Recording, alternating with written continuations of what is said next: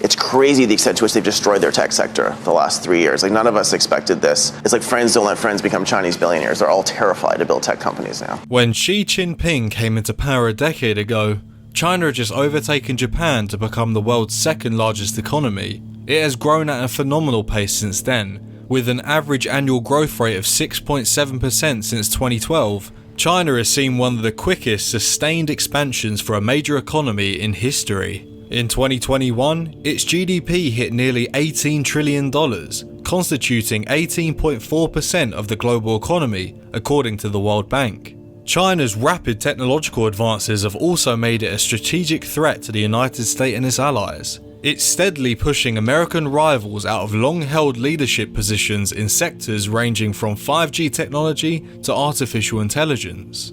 Until recently, some economists were predicting that China would become the world's biggest economy by 2030, unseating the United States.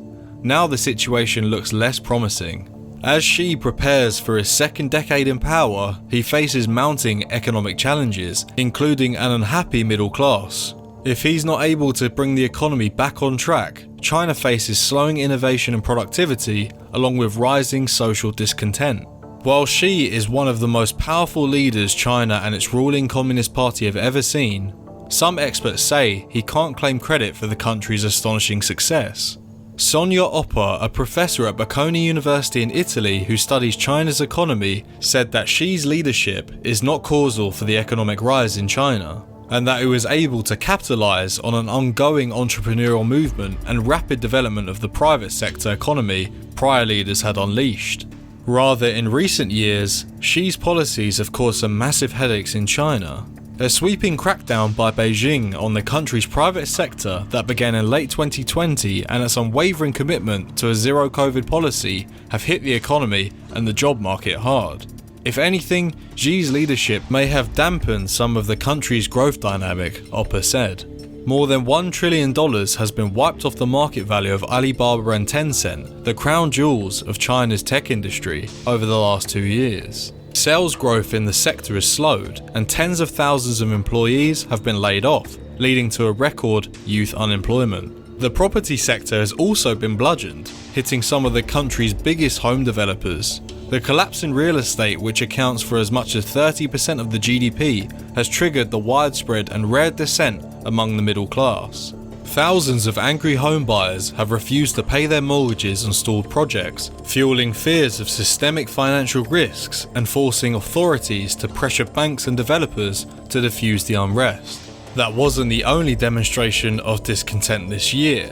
In July, Chinese authorities violently dispersed a peaceful protest by hundreds of depositors who were demanding their life savings back from rural banks that had frozen millions of dollars worth of deposits. The banking scandal not only threatened the livelihoods of hundreds of thousands of customers, but also highlighted the worsening of the financial health of China's smaller banks. According to analysts, the vulnerabilities in the financial system are a result of the country's unfettered debt-fueled expansion in the previous decade, and the model needs to change.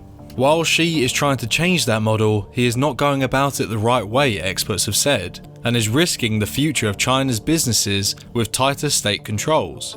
The 69-year-old leader launched his crackdown to rein in the disorderly private businesses that were growing too powerful. He also wants to redistribute wealth in the society under his common prosperity goal. Xi hopes for a new normal where consumption and services become more important drivers of expansion than investments and exports. But so far, these measures have pushed the Chinese economy into one of the worst economic crises in 4 decades.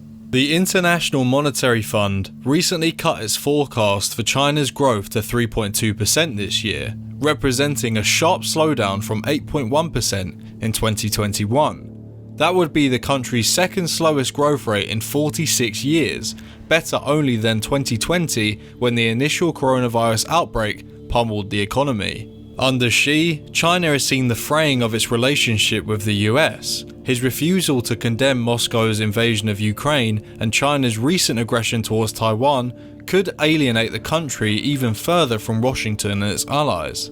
So from here, what are Xi and China's options? Well, analysts say that the current problems don't yet pose a major threat to Xi's rule, as he will get a new 5-year term as General Secretary of China's Communist Party. Thomas from Eurasia Group says, it would likely take an economic catastrophe on the scale of the Great Depression to create levels of social discontent and popular protest that might pose a threat to the Communist Party rule. Moreover, growth is not the only source of legitimacy and support for the Communist Party, and Xi has increasingly burnished the Communist Party's nationalist credentials to appeal to patriotism as well as pocketbooks. Additionally, Doug Guthrie said, if he was smart, he would liberalise things quickly in his third term.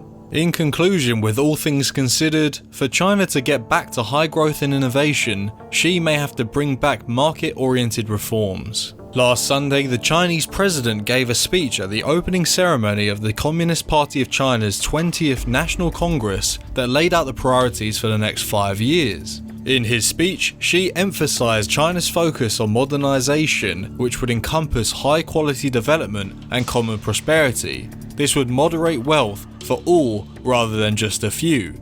He also spoke on promoting a healthy online environment. Analysts have linked China's crackdown on internet companies last year to policymakers' renewed emphasis on common prosperity. One thing to note is that within the speech, Xi did not state whether the country's stringent COVID policy would end or continue. With all things considered, it's safe to say that China's economy in 2023 highly depends on whether it will open up.